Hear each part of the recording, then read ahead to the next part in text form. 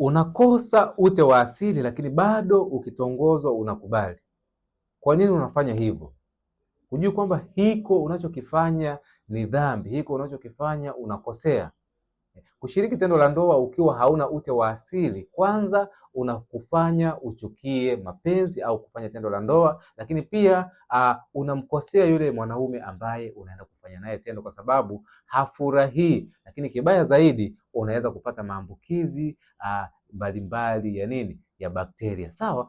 Sasa kama umekuwa ukipata changamoto hii na unatamani sana kupata msaada, kitu cha kwanza, tumia juisi ya bamia. Tumia juisi ya bamia, inasaidia sana kurejesha ute wa asili. Lakini pia kama unahitaji kurudisha kwa haraka zaidi, nitafute kupitia WhatsApp namba ambayo nimeweka hapo kwenye bio, ili nikushauri namna nzuri na ya haraka ya kupata ute wa asili bila kutumia nguvu nyingi. Jina langu ni Dr. Mkuyu. Tibu leo, ishi maisha ya furaha.